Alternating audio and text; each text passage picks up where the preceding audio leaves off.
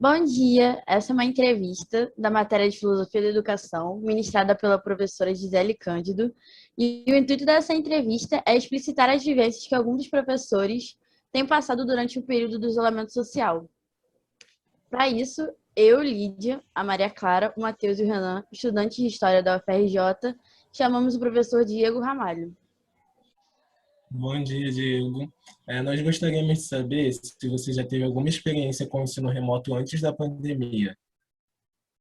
Bom dia, Matheus. Nunca havia tido nenhum contato com o ensino remoto. Tem sido uma novidade difícil, complexa, complicada, muitas vezes frustrante, mas é compreensível que seja assim durante uma pandemia, né? Que assim permaneça até que estejamos todos e todas vacinados e vacinadas. Mas respondendo objetivamente, não. Nunca havia tido nenhuma experiência remota com o ensino. Você já chegou, Diego, a fazer algum curso à distância antes da pandemia? Bom dia, Lídia. Olha, não que eu me lembre, durante a pandemia eu cursei alguns, cheguei a pensar em oferecer um curso, mas não me recordo de ter também sido aluno no ensino remoto. Acho que nunca. É uma novidade tanto enquanto professor quanto enquanto aluno, como fui na pandemia durante alguns cursos. E como têm sido as suas aulas? Tem sido de forma mais assíncrona ou síncrona?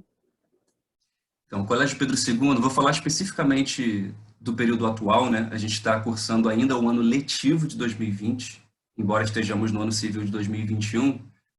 O Colégio Pedro II ele dividiu a sua carga pedagógica entre atividades assíncronas e atividades síncronas. Como tem funcionado? Todas as semanas nós devemos cumprir uma carga horária de atividades assíncronas. Então, todas as disciplinas, semanalmente, abastecem uma plataforma interna do colégio com seus respectivos materiais. Para além disso, quinzenalmente as disciplinas também têm encontros síncronos na grade com os estudantes. Então, o que ocorre comigo é que toda semana, portanto, eu preparo material assíncrono e de 15 em 15 dias eu tenho que complementar essa carga com encontros síncronos, como esse que a gente está fazendo. Então, essa é a divisão da carga atualmente, certo? Filosofia tem 40 minutos na grade, quinzenalmente, para encontros síncronos, e o conteúdo assíncrono tem sido, digamos, a nossa maior ponte no momento com estudantes do Colégio Pedro II. Bom, e como está sendo o seu cenário docente atual, nesse momento de pandemia? Olha, Renan, dá um livro. Bom dia. Não sei se eu já tinha dado bom dia para você, mas tem sido muito complexo, muito difícil, porque o ensino... Na verdade, a gente não trabalha... Eu ouso dizer que a gente não está trabalhando exatamente como EAD, né? Porque EAD, aqui até em respeito aos meus amigos e amigas que trabalham no formato EAD, o EAD pressupõe uma preparação, um planejamento, um projeto de ensino prévio, que não houve tempo nem estrutura para que nós fizéssemos, né? A pandemia se abateu sobre nós e o ensino remoto surgiu com uma única possibilidade, mas sem nenhum tipo de preparo prévio. Isso impacta, primeiramente, em condições estruturais, né? A começar pelo fato de que nem todos os estudantes têm as mesmas condições materiais para acesso à plataforma. Então, o ensino remoto, por mais que seja o único que a gente tem agora no horizonte, ele já parte de um ponto que é um ponto difícil, né? Que é como nós chegamos aos estudantes em geral. E isso vai tornando o trabalho cada vez mais complexo, porque não chega para muita gente e ainda quando chega nós não temos o ambiente da sala de aula. E acho que isso não pode ser subestimado, pelo contrário, a sala de aula ela impõe uma certa atmosfera, um certo convívio, um certo clima, que eu acho que é condição necessária para que uma aula se desenrole tal como ela merece, sobretudo em filosofia, que é uma aula que se pretende, né, ao menos comigo, muito dialógica. Isso dificilmente ocorre no ensino remoto, né? Geralmente, as câmeras ficam sempre desligadas, por exemplo, o que eu compreendo, por uma questão de privacidade. Raríssimas foram as vezes em que alguma câmera ficou aberta durante uma aula, e isso já impõe um outro clima, uma outra dinâmica. Então, as aulas são pouquíssimo dialogadas, os horários nem sempre são os mais interessantes, né? Porque eu dou aula, por exemplo, uma aula às 7h40, uma coisa é dar uma aula às 7h40 para um grupo de estudantes que já precisaram acordar, se banhar, tomar um bom café da manhã, pegar o transporte até o colégio, encontrar os amigos e as amigas, já estão minimamente despertos. Uma aula remota às 7h40 da manhã, as pessoas provavelmente acabaram de acordar, o clima não é o mais propício, então é tudo muito difícil e pedagogicamente a carga de frustração que acompanha o ensino remoto tal como estamos tendo, ela é quase que inevitável. Tá? Então, é uma situação complexa, é uma situação que a gente enfrenta como um paliativo, torcendo para que isso passe o mais rapidamente possível para que nós recuperemos aquilo que realmente é o local para que uma aula aconteça no ensino médio, no ensino fundamental, no ensino infantil e também no ensino superior, né? Eu sou um árduo defensor da sala de aula enquanto habitat natural do professor ou da professora. Tomara que isso aconteça logo. Então, para responder, talvez, depois dessa digressão de modo objetivo, como tem sido difícil e tem sido frustrante, mas a gente tem tentado fazer o melhor que pode para que alunas e alunos consigam absorver algum conteúdo durante esse período, e não apenas isso, né, tentando que o ensino não seja meramente conteudista, para que nós consigamos estar próximos dos alunos e das alunas, que eu acho que é o que mais importa nesse momento. Ter uma proximidade e demonstrar que a escola, para além dos conteúdos possíveis, é um local de convivência social. Se isso não for possível, na melhor das hipóteses, como nós queremos, presencialmente, que a escola se faça presente sempre que possível e sempre que necessário, também de modo remoto. Desculpa se eu me estendi demais. Tudo bem, a gente entende.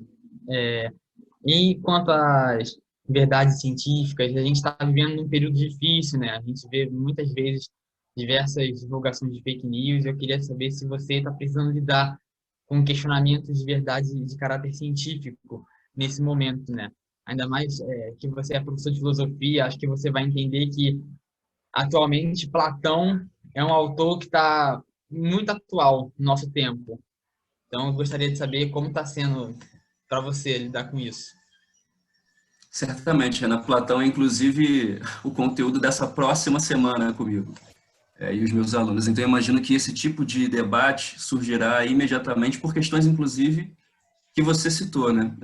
Divulgação cada vez maior de fake news, a falta de critérios sobre o que é verdade e falsidade nas redes.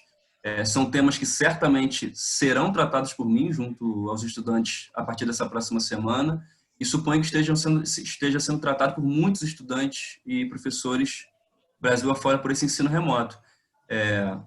Acho que tratar disso, né, envolverá certamente conversas sobre um campo da filosofia que é a epistemologia, que eu acho que é o que nos falta um pouco nesse momento. Acho que o grande desafio será demonstrar para alunas e alunos também de modo remoto quais são os critérios possíveis para assumirmos um dado, uma informação como verdadeira ou não. Acho que esse é um dos grandes desafios do nosso tempo, e se tem uma disciplina que pode auxiliar nisso, certamente é a filosofia, porque tenta, afinal, estabelecer quais parâmetros seriam esses. De um outro modo, também uma questão análoga surgiu, porque, do ponto de vista da grade curricular, filosofia tradicionalmente é uma disciplina com pouquíssimo tempo na grade, né? Dentre as disciplinas no Pedro II, ele é que tem menos tempo, junto com algumas outras, né? Lembrando aqui de cabeça, aí acho que vocês vão perceber qual é o tipo de parâmetro, talvez, que esteja por trás de decisões como essa. As disciplinas que têm menos tempo são filosofia, sociologia, artes visuais, educação musical e educação física. Desenho também tem 2 tempos, mas não aparece nas 3 séries do ensino médio. Então, vocês podem perceber que essas matérias, elas têm algumas coisas em comum, no mínimo. E aí, conversando com os alunos, inclusive na última aula, né, foi uma aula sobre Sócrates, nos levou para esse tema do conhecimento científico. E aí, pareceu evidente para eles que um desses critérios é justamente desconsiderar essas disciplinas como disciplinas que seriam capazes de formular algo sobre a verdade científica, né? Porque quando a gente fala de verdade científica, geralmente vem à cabeça dos alunos o método científico moderno. E parece que todos os outros campos do conhecimento que não se adequam, não se coadunam com esse tipo de procedimento, seriam inferiores, seriam campos de mera opinião. Então, a filosofia recorrentemente enfrenta esse dilema ou essa questão, primeiro por sua própria natureza, é um tema básico do currículo de filosofia tratar sobre verdades científicas, e a própria condição da filosofia na escola parece fortalecer uma impressão inicial dos alunos de que a filosofia não seria capaz de gerar a verdade. e o papel do professor de filosofia ou da professora de filosofia, tanto mais difícil no ensino remoto é demonstrar como isso é falso. Como a filosofia, ao seu modo, também veicula compreensões verdadeiras sobre a realidade. Afinal, essa é, inclusive, do ponto de vista ao menos tradicional da filosofia, o seu papel, a sua função, o seu propósito, encontrar a verdade. Me faço entender? Agora você já falou um pouco sobre a questão da participação dos alunos, né, que a maioria fica com a câmera desligada e tudo mais. E a gente queria saber um pouco como está sendo a participação deles e se eles estão conseguindo acessar o conteúdo que é proposto nas salas, se eles estão fazendo as tarefas e quantos mais ou menos estão participando ativamente.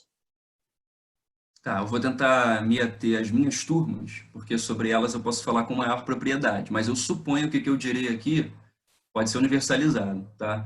No Pedro II a gente passará em breve por um momento que são conselhos de estudos de caso, né? Geralmente, presencialmente, a gente chama de COC, que são os conselhos de classe.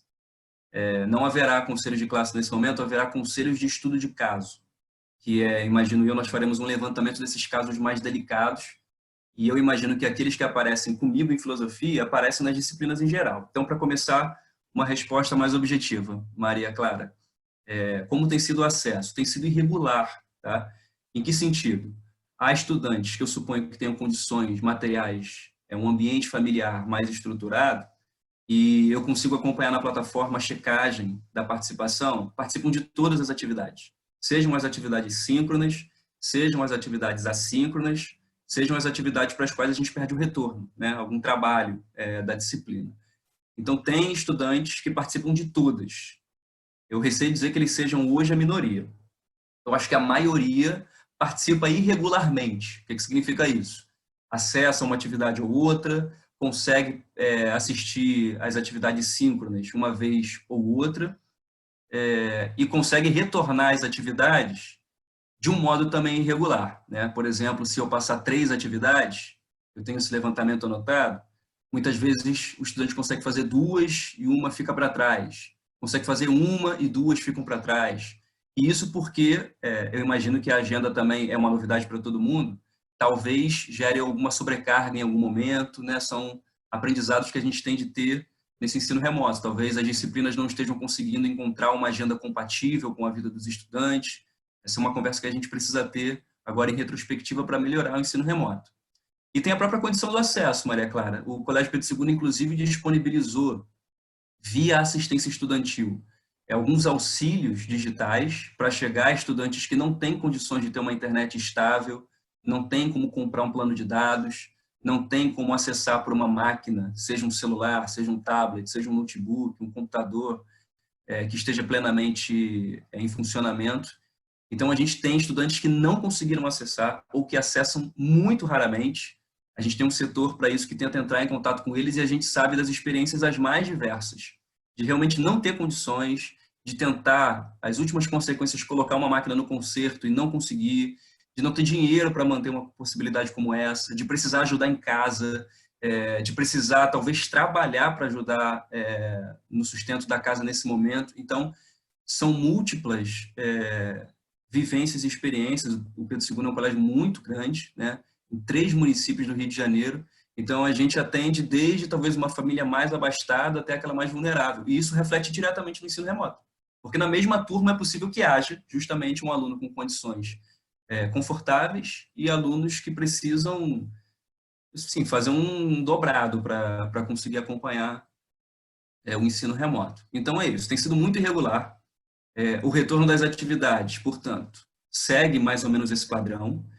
E o nosso grande desafio é conseguir chegar àqueles estudantes que ainda não conseguiram acesso. Esse talvez seja o maior dilema no que diz respeito ao acesso e à estrutura. Como contemplar estudantes que, de fato, não têm condições de fazê-lo. Não queremos que essas pessoas, obviamente, fiquem para trás, especialmente no interior de uma instituição pública de ensino. Você ou alguma pessoa próxima teve Covid? Matheus, eu tive Covid, nós estamos em maio, eu acho que foi, salvo engano, talvez em março. Foi em março ou talvez início de abril, mas eu não sei como ainda, só tenho hipóteses, porque não saio de casa, mas eu contraí Covid. E como foi esse momento? Você conseguiu ser liberado das aulas ou você teve que conciliar o estar contaminado com dar aulas? Eu consegui uma licença médica, mas foi curioso porque eu senti o primeiro sintoma mais evidente durante uma reunião profissional. Então foi um pouco estranho, assim, porque eu me senti... O meu caso foi um caso leve, tá? Talvez o grande mal-estar tenha sido justamente esse primeiro momento. Eu estava numa reunião, e eu costumo ser muito participativo nas reuniões, e aí naquele dia eu fiquei um pouco mais na minha, o que eu senti como um estranhamento, e estava com muita dor de cabeça, e eu apaguei no sofá no momento seguinte. Acordei bem, né? Tomei um remédio, acordei bem, então supus que fosse um mal-estar momentâneo, só que no dia seguinte eu perdi o olfato.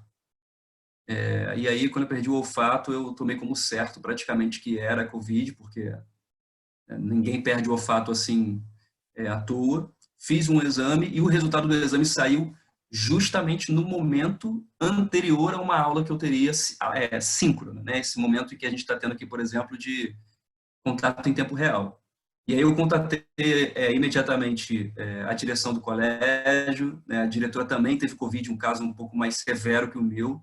Então há uma compreensão no nosso campus, porque inclusive nós já perdemos servidores por Covid. O Colégio Pedro II, e especificamente o meu campus, já passou por situações traumáticas em relação à doença.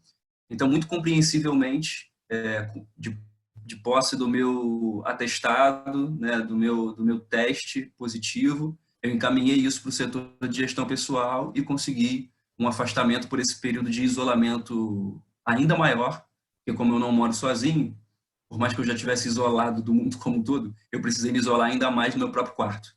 Então, o que aconteceu foi que a própria gestão da casa ficou comprometida e a gestão profissional ficou praticamente inviável, né? Então, respondendo também de modo resumido, eu tive um afastamento durante esse período em que eu precisei ficar isolado num cômodo específico da casa também. Embora, de alguma forma ou de outra, eu precisava ali, até mentalmente, separar um conteúdo ou outro, um material. É difícil, às vezes, dissociar esse momento porque a gente se sente morando no trabalho. Essa é a impressão de, pelo menos, um professor que trabalha numa instituição como Pedro II. Não é como se a gente tivesse afastado do trabalho presencial. É como se a gente morasse, tivesse passado a morar no próprio trabalho. A minha casa é como se fosse hoje uma extensão do colégio, o que, do ponto de vista da qualidade de vida, é muito difícil, porque o professor não desliga. O professor não desliga. A escola está 24 horas com a gente. Então, eu acordo pensando em escola, durmo pensando em escola, e mesmo com Covid, assim foi. Não sei até que ponto isso é saudável, mas a escola também estava presente na minha vida durante a Covid, ainda que não atuando junto aos estudantes e etc. Querendo saber sua experiência, principalmente, já que você já falou um pouco sobre a experiência dos alunos em relação a esse auxílio que a instituição fornece. Do ponto de vista dos docentes, também é um dilema, Renan. Parece que não, né? Acho que as pessoas esquecem um pouco disso, mas a gente, por exemplo, para os estudantes tem tentado seguir uma recomendação, que é uma recomendação, por exemplo, vou começar da que parece mais evidente, de tempo de tela. Então, recomenda-se, por exemplo, que nós não passemos atividades que exponham os estudantes a todo o tempo à tela, por questão de saúde, né? Ficar exposto à tela a todo tempo é insalubre. E aí, imagina, uma geração que o tempo inteiro fica diante do celular, no mínimo, por prazer mesmo, ou, enfim, por outras situações que envolvem até talvez um certo vício da nossa contemporaneidade para esse tipo de dispositivo. Imagina, ficar o tempo inteiro, já fica por conta própria exposto ao celular, e o ensino vem também para uma tela. Eu acho que dores de cabeça são inevitáveis, e outras consequências, né, que eu não sou obviamente ninguém ligado à área de saúde, então sigo a recomendação que vem desses campos, e a recomendação é de limitar o tempo de tela. Na parte dos docentes isso inexiste, porque a gente tem que formular o material e isso é feito diante do computador, porque a maioria do material é assíncrono. Os encontros síncronos são inevitavelmente também diante do computador. E, para além disso, todas as pesquisas que a gente faz, todas as reuniões, se eu abrir para vocês a lista das reuniões das quais eu compareço enquanto coordenador pedagógico, enquanto alguém que compõe também a gestão do departamento de filosofia, eu tenho no meu bloco de notas do celular, tá? A lista de reuniões das quais eu participei desde o ano passado. É assim, uma loucura. E são reuniões de 3 horas, de 3 horas e meia. E isso tudo é tempo de tela. Então, enquanto a gente tenta preservar os alunos nesse sentido, para os professores isso é quase que inexistente, embora a gente aponte sempre para essa questão. E para questões mais pontuais, talvez, né, eu arrisco dizer, que o tempo de tela envolve todo mundo, mas eu vou dar um exemplo aqui de casa. Eu moro com uma outra professora da instituição, né? E ela não estava com um notebook quando começou a pandemia funcionando. Ela usava o meu notebook. Então, a gente compartilhava o notebook. A gente conseguiu funcionar de modo bem capenga, digamos assim, ao longo do ano de 2020, né, o ano civil, porque também houve atividades escolares em 2020 de modo remoto, mas em 2021, com a carga aumentando, com a necessidade de nós implementarmos avaliações, atividades assíncronas cada vez maiores, foi necessário adquirir um notebook. O que não estava no nosso planejamento, digamos, familiar aqui. E um notebook não é relativamente barato, né? Além disso, tem todos os outros custos, né? De energia. Eu não tenho, por exemplo, uma cadeira confortável para ficar tanto tempo diante da tela, né? Minha cadeira é uma cadeira comum aqui. Teve professor ou professora que comprou cadeira gamer. Eu nunca me aventurei a procurar o valor disso, mas eu sei que não é barato. E isso não haverá reembolso. Certamente o colégio não terá, no mínimo, condições de fazer isso. Ou se houvesse condições, eu acho que não haveria possibilidade política de fazê-lo, né? Não nesse contexto atual. Então, os professores têm sofrido financeiramente, porque parte do nosso salário hoje tem sido revertido para a manutenção do nosso próprio trabalho, seja na compra de notebooks, seja no aumento do nosso plano de internet, que nem sempre era o suficiente para ficar tanto tempo conectado em tantas reuniões e tantas aulas, seja, por exemplo, em questões como uma cadeira. Invariavelmente, minha companheira, que é professora também, tem problemas de coluna em relação a isso. Então, são outras dimensões que acho que passam ao largo do que as pessoas geralmente pensam enquanto professores e professoras atuando, mas é o que acontece. Os alunos acho que têm muita impressão de que o material aparece assim como um passe de mágica, como se aquilo fosse formulado em 10 minutos, em 15 minutos, mas a gente leva horas diante da tela para formular um material que eles leem em meia hora, por exemplo. E os encontros síncronos, tem sextas-feiras que eu passo o dia inteiro dando encontro síncrono e reuniões. Eu saio daqui moído. Porque uma coisa é estar uma sexta-feira de pé na sala de aula, transitando pelo colégio. Outra coisa é estar o tempo inteiro trabalhando aqui, nesse momento, desse modo como eu estou falando para vocês nesse momento, sentado numa cadeira que não é confortável.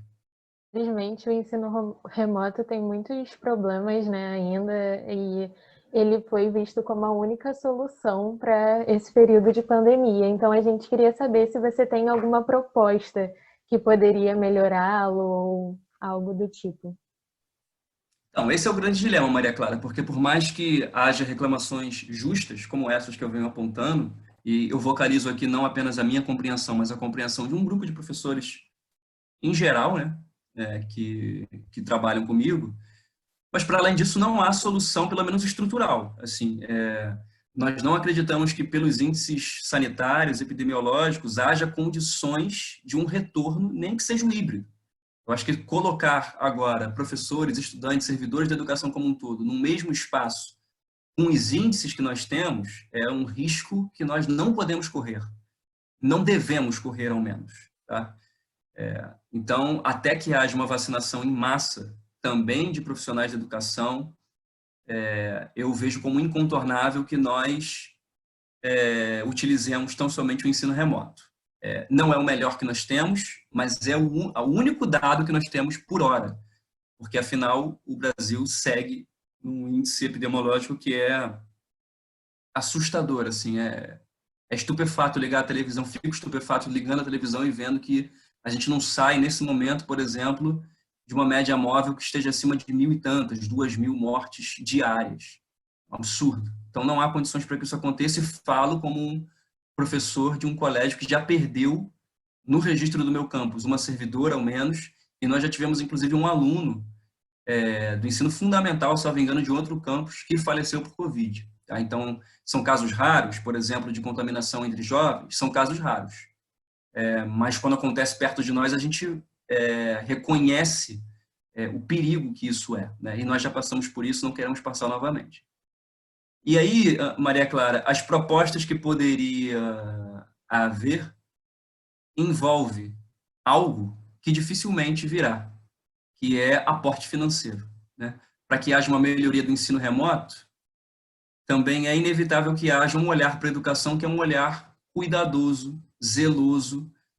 Por exemplo, um projeto de lei que foi vetado há pouco tempo, que haja a possibilidade de disponibilizar a internet de modo irrestrito para professores e estudantes durante o período remoto. Esse projeto de lei não passou. Acho que era uma condição básica, por exemplo, que haja uma condição para que haja acesso universalizado para professores e estudantes. Isso não houve. Então, a partir daí, você já vê a dificuldade que é, né? Porque já entrega um grupo de pessoas à marginalidade no sentido de estarem à margem desse processo. Então, esse é um primeiro ponto. E para melhorar qualquer tipo de plataforma, qualquer tipo de contato com os estudantes, isso também envolve aporte financeiro. Com as condições que nós temos no ensino público, e vocês sabem muito bem isso como estudantes de uma universidade pública, se não houver um olhar governamental, um olhar de política pública, que considere a educação, de fato, como um ponto crucial a ser tratado, não vai para frente. Então, todas as melhorias que eu posso apresentar são melhorias ou bem pontuais, que a gente tenta realizar enquanto professores nos nossos locais de trabalho, mas, para além dessas, as estruturais estão acima de nós, não dependem apenas de nós. Nós precisamos de aporte, nós precisamos de valorização e, infelizmente, o momento que a gente vive é um momento avesso a tudo isso. Os professores são o contrário de tudo isso que deveriam ser na mentalidade atual, ao menos, né? Nós somos pessoas que, enfim, trabalhamos também à margem daquilo que é visto como política pública majoritária hoje. Então, quais são as melhorias, Maria Clara? Passam todas por isso, por um olhar para nós que seja mais cuidadoso. E para nós, não apenas enquanto professores, para nós enquanto instituições públicas e também privadas de ensino, o que envolve todos os servidores, todos os profissionais, todas as famílias, todos os estudantes. Isso inexiste no Brasil hoje. Então, tudo que eu poderia falar agora é uma quimera, é um sonho, né?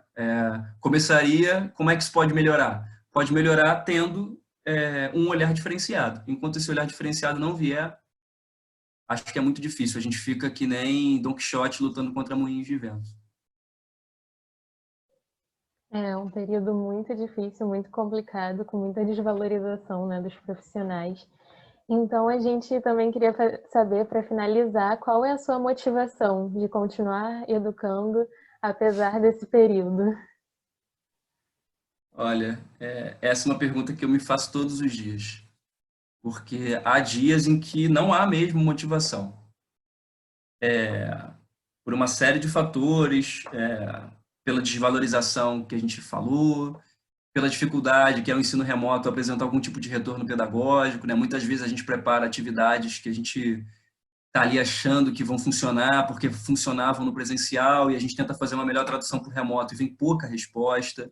E aí a gente vê que as respostas não são muitas vezes por desinteresse, né? São vários os e-mails que eu recebo dizendo que queriam ter participado, queriam ter feito a entrega no prazo, mas que aconteceu isso, que aconteceu aquilo. Então, tem todo um meio de campo que precisa ser levado em conta. E aí, para responder do modo mais imediato possível, Maria Clara, de onde vem a motivação? Só pode vir dos estudantes. Só pode vir dos estudantes, porque é por eles que a gente faz o que faz e é por eles que a gente mantém, em alguma medida, os olhos brilhando, porque no momento em que os estudantes apresentarem o desinteresse radical pela escola, e eu acho que a gente está passando por esse processo, eu acho que cada vez mais a escola tem sido um lugar de perda de sentido, não sei até que ponto isso acontece também nas universidades, mas na escola, eu acho que a gente está passando por uma crise institucional gigantesca que para que serve, afinal, a escola para uma geração como essa, né? Completamente online, o tempo inteiro articulada com o mundo digital, os conteúdos estão acessíveis pela internet em 2 cliques e, ao mesmo tempo, os professores estão na sala de aula tendo de se reinventar E acho que não apenas nós tendemos a nos reinventar, acho que a escola precisa se repensar. E acho que isso envolve a perda de motivação. Então, o que nos motiva? Os estudantes. Enquanto houver estudantes que apresentam um mínimo de ânimo, um mínimo de afã, um mínimo de interesse, isso contamina o professor. Isso contamina o professor. Então, quando a gente recebe uma mensagem dizendo que a atividade foi satisfatória, que está gostando da aula, que está gostando do material, isso é uma reoxigenação. Então, acho que é isso que nos motiva. No dia que os estudantes esquecerem da escola, eu repito, eu acho que é um processo que está em curso, acho que a escola precisa abrir os olhos, eu acho que nós não teremos mais essa motivação porque a nossa razão de ser terá desistido de nós. Então, assim como nós não desistimos dos estudantes, eu ainda percebo que, por mais difícil que seja, os estudantes também ainda não desistiram da escola, por mais sem sentido que ela possa ser. Então, é isso. Enquanto houver estudante interessado, haverá motivação profissional, e mesmo quando há o desinteresse, a motivação também tende a ser interessar os estudantes. Então é isso, acho que tem de fazer desse ciclo, que parece um ciclo vicioso, na verdade um ciclo virtuoso. Esse é o grande objetivo de nós, professores, nesse momento, e para além desse momento também. Tá? Então, estudantes são a razão de ser, são eles que nos motivam. Muito bonito isso que você falou, e eu também gostaria de dizer que, como estudante, a gente é essencial para nós termos professores como você, que está preocupado, que pensa na melhor forma. Então, assim, de estudante para professor, vocês também nos inspiram muito. Muito obrigado. Eu agradeço imensamente, Matheus. É disso que a gente está falando. O que nos motiva? Uma fala como essa E de Matheus. Diego, nós gostaríamos de agradecer a sua presença. Nós sabemos que o tempo para um professor é algo muito valioso, então muito obrigado por ter aceitado o convite. Nós também queremos agradecer à professora Gisele por ter proposto esse trabalho, que foi enriquecedor e muito prazeroso. Muito obrigado, Diego. Foi um prazer conversar contigo essa manhã. Eu que agradeço, meu querido. E vivam as instituições públicas.